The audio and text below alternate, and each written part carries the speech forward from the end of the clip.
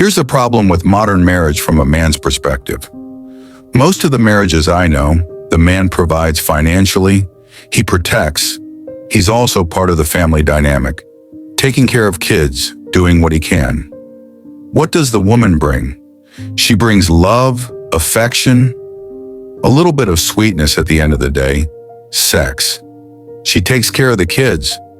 If you get divorced, every single thing on the man's side of the equation can be compelled by the power of the state. If he fails to do it, they can put him in jail. Nothing on the female side is enforceable by law.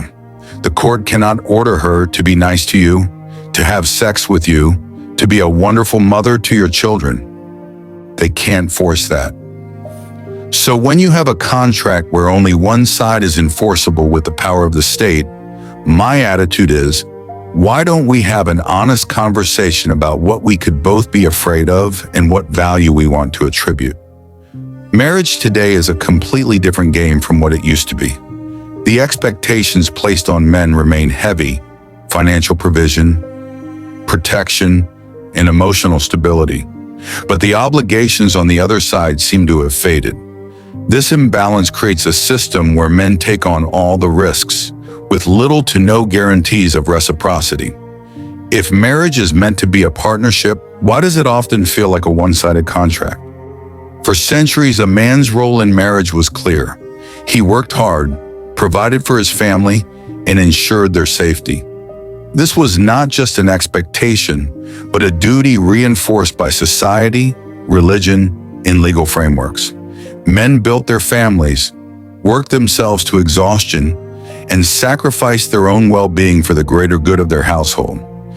Even today, a man's worth in marriage is often measured by his ability to provide. Women, in return, were expected to nurture the home, raise children, and support their husbands emotionally.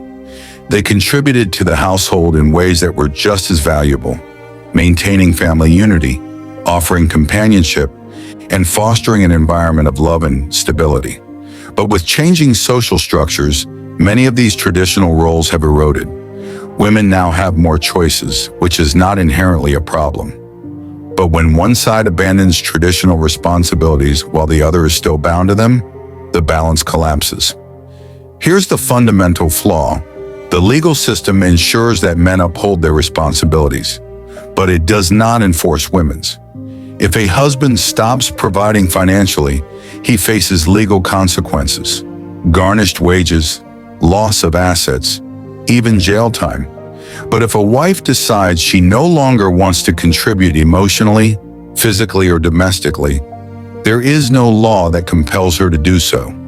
She can neglect her husband, refuse intimacy, and even abandon her role as a mother, and the system will not intervene. How is that fair? If marriage is a contract, shouldn't both parties be held accountable? In any business agreement, both sides must fulfill their obligations, or there are consequences. But in modern marriage, only one party, men, faces legal enforcement. Imagine signing a contract where you have to deliver on every term, but the other party can walk away with no penalty. That's modern marriage in a nutshell. Well, when a marriage ends, the consequences fall disproportionately on men. Courts overwhelmingly favor women in child custody cases, and men are often required to pay alimony and child support.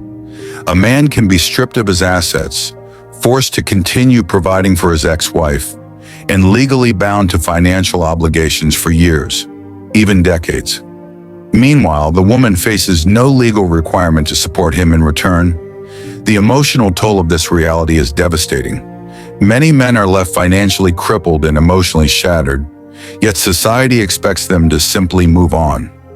The financial strain of marriage and divorce is just one side of the coin. The emotional damage is often overlooked.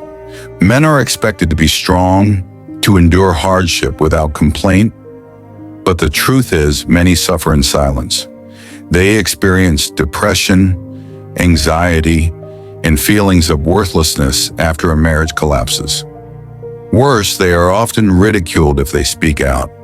Society tells them to man up, but offers no real support when they hit rock bottom. Is there a way to fix this? Some argue prenuptial agreements, but even those can be overturned in court. Others suggest legal reforms, such as making alimony and custody laws more equitable. But real change begins with awareness. Men need to understand what they are signing up for before entering marriage. They need to demand fairer agreements and protect themselves legally and financially. So, what should men do? First, they must educate themselves on marriage laws before committing. Second, they should be selective about their partners, choosing someone who values fairness and mutual responsibility. Third, they must build financial independence and safeguards, such as prenuptial agreements and separate assets.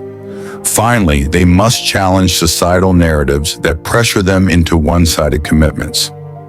This discussion isn't about blaming one gender, it's about fairness. If marriage is to survive as an institution, it must evolve. Both men and women need to have an honest conversation about their roles, responsibilities, and expectations. If the system remains biased, more men will walk away from marriage altogether. And maybe, just maybe, that's the wake-up call society needs to finally rethink its outdated approach to relationships. If this message resonated with you, share your thoughts in the comments below. Have you experienced this imbalance firsthand? What do you think needs to change? Let's start the conversation and bring more awareness to this issue. And if you found this video valuable, make sure to like, subscribe, and hit the notification bell, because we need more men to wake up before it's too late.